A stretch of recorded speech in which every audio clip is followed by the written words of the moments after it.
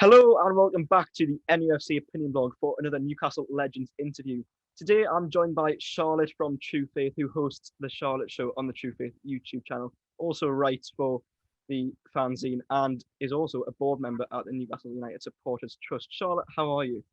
I'm very well, thank you, Daniel. Thank you very much for having me on this evening. It's my pleasure.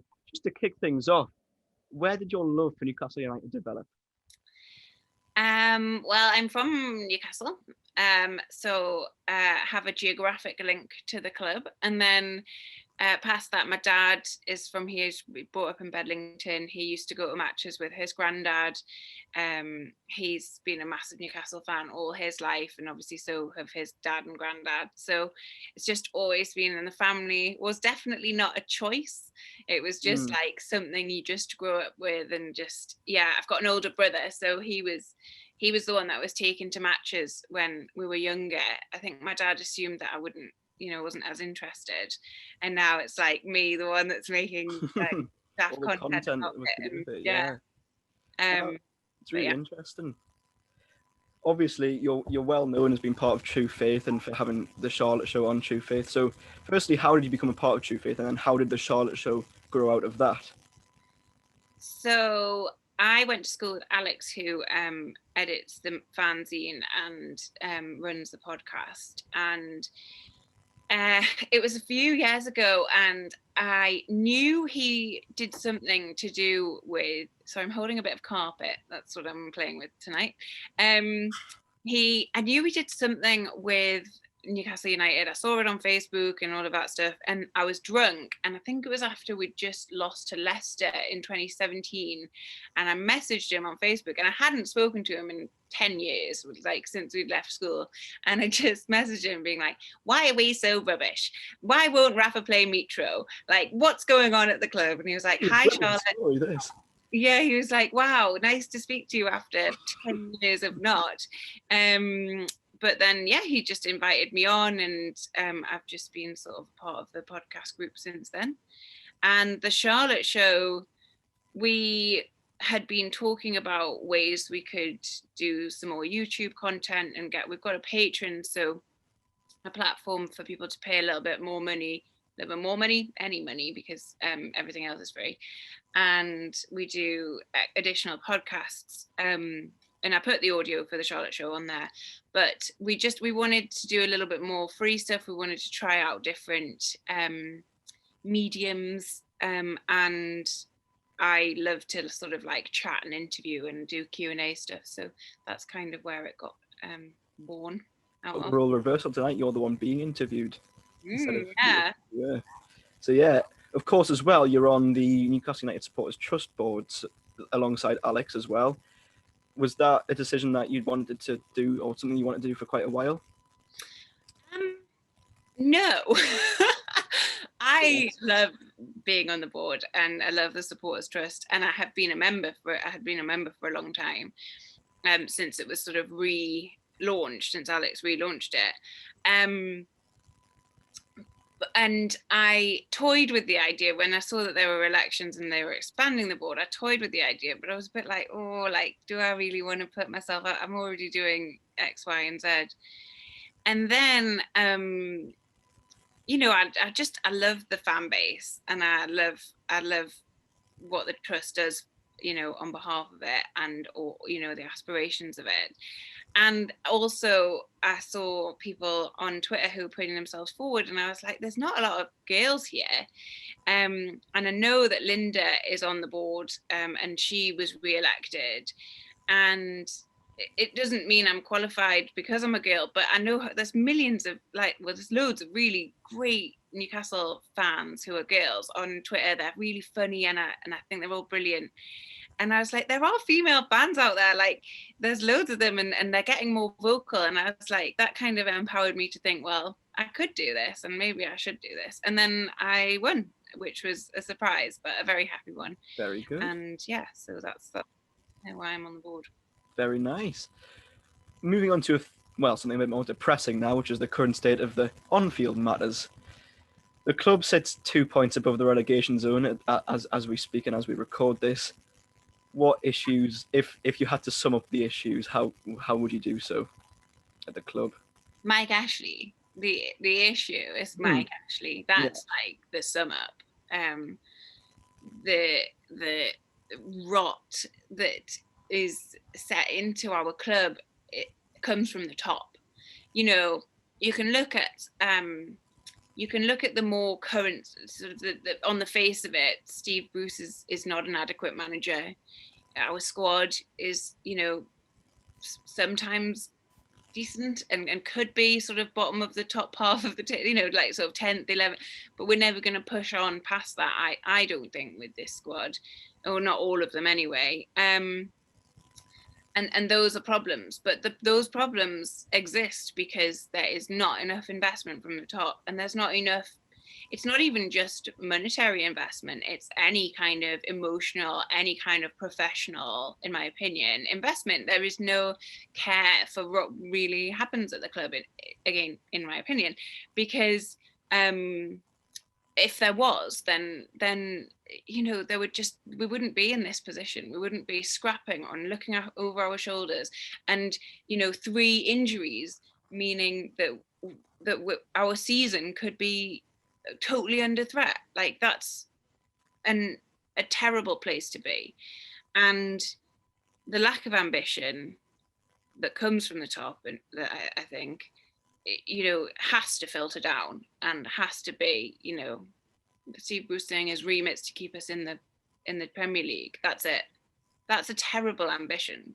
So uninspiring, isn't it? Yeah, absolutely. It's uninspiring, and it's so terrible for this community of fans, not just the physical geographical community around St James's Park, but that too, but this whole community across the world of fans who, you know, I know that supporting Newcastle hasn't always been a picnic, and it's been up and down, and there have been obviously the fantastic years and then some bad years and then some good years, but this, like, the last, like, you know, there was a flash of light with Rafa Benitez, but the last couple of years have just been so depressing.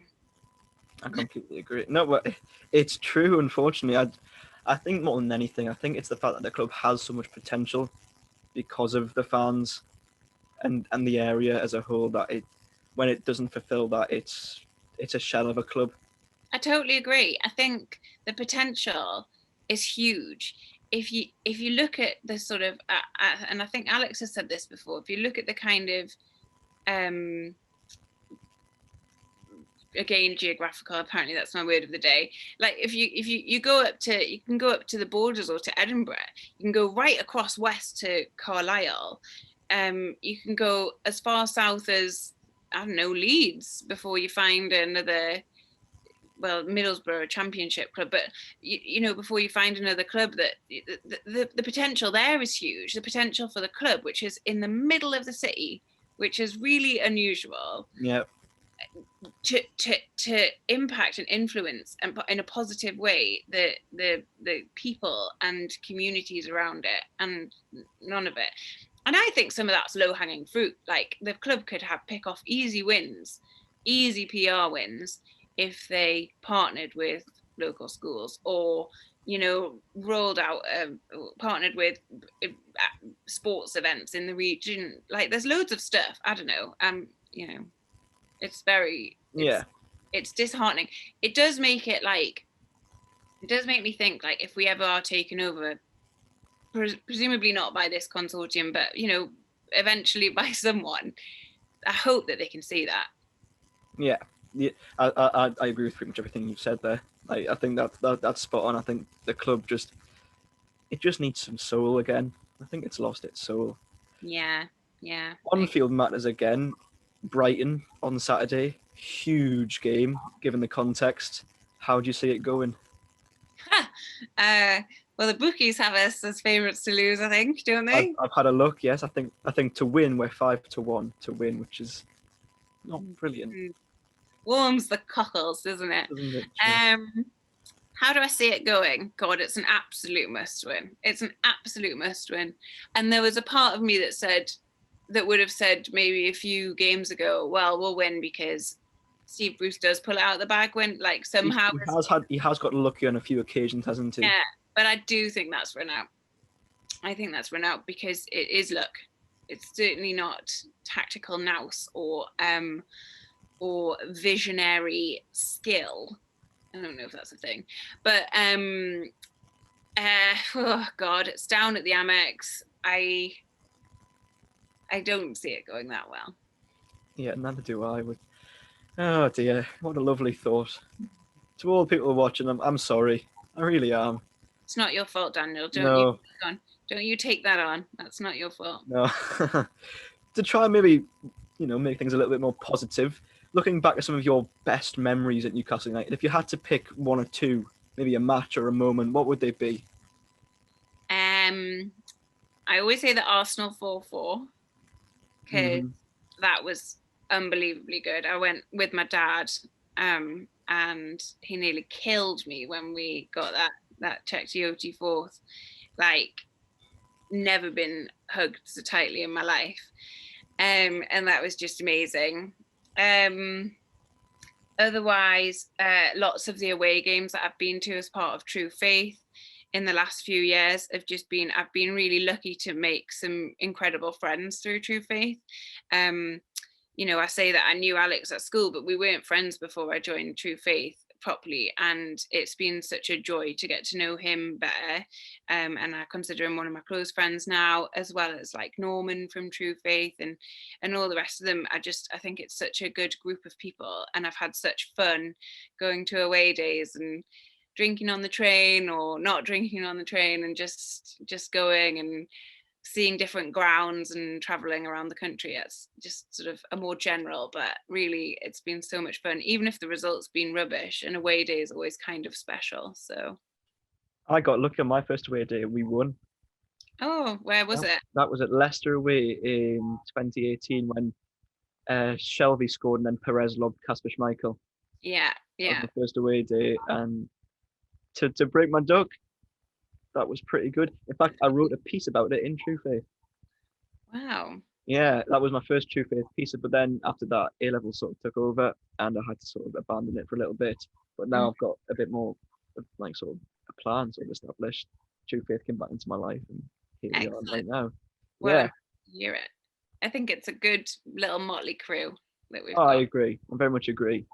Here at the NUFC Opinion Blog, we promote True Faith. Excellent. Very much so. Do you have any players that you idolised as well? I used to fancy Alan Shearer when I was like young, and I remember my brother had a birthday party at St James's Park, and they had like, I had that. I think a lot of boys in Newcastle surrounding areas did, and I was there, and you do like you can walk around the pitch, and they had a camera. They were filming something. I don't know if it was promotional stuff or stuff for, whatever. And my mum was like, told them, and I was about 6 or 7, and she was like, oh, she's got a crush on Alan Shearer. And they put the camera into my face and were like, and is there one that you like more than any? And I just remember going like beet red, and I could not answer the question. So obviously he's up there. I don't, I'm much he's a handsome man, but my taste of... Well, if he happens to be watching, if the unlikely case that Alan Shearer is watching... Please, lovely man, I'm sure. But anyway, I feel embarrassed now. I also loved Nobby. I loved him. I won at school, I won a trip to the ground to get a ball signed. One of the years that he was playing, it was around, it must have been 1999 or 2000, and I was just so excited to, again, absolutely stitched up, because a school teacher took me and I told her who my favorite was, and she was like, you're her favorite, to Nobby. And I was just like, hi, can you sign this ball please? Like, just why is everybody trying to make me? Oh dear. People have to embarrass you a lot, haven't they? Yeah, big time. And just I suppose those are my two from like days gone by. And I obviously love watching ASM play at the moment. And I've met Max Man. Yeah, so good. And nice man. Shola used to live next door to my grandma, and he was just really nice. So well, that's an interesting story, yeah. Just to sort of sum things up now, Charlotte. given Newcastle at the moment, we've talked about the sort of depressing nature of the watching and being a part of Newcastle at the moment. If you had to sort of say how you'd like the future of the club to look, how would you put it? I'd like it to have different ownership.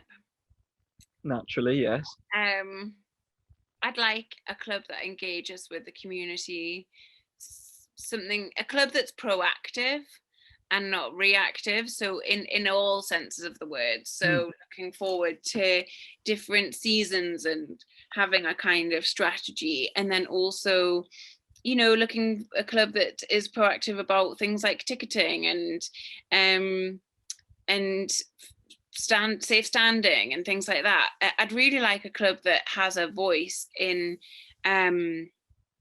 the national conversation about these things, something that one that comes out and says that we've listened to our fans and this is what we think is a good idea. In terms of the football, I'd like a club with ambition. I'd like to enjoy what I'm watching on the pitch. I'd like players to want to come here. That used to be the case. You know, top players used to want to come and sign for Newcastle. I don't know that many would now. Likewise, managers.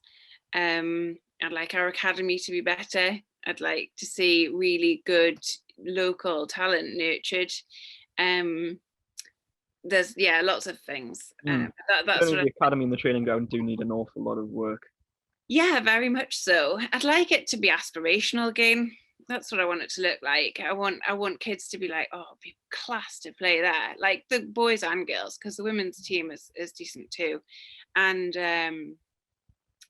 just an inclusive, aspirational, ambitious club. That's what I'm after. It sounds bloody brilliant, I must say. Utopia, right? Yeah.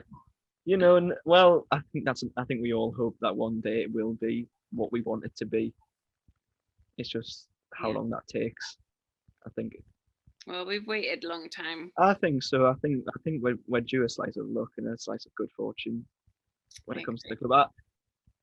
I think, you know, I don't think it'll be too far away. I think we're now going through the worst time we've had in possibly ever.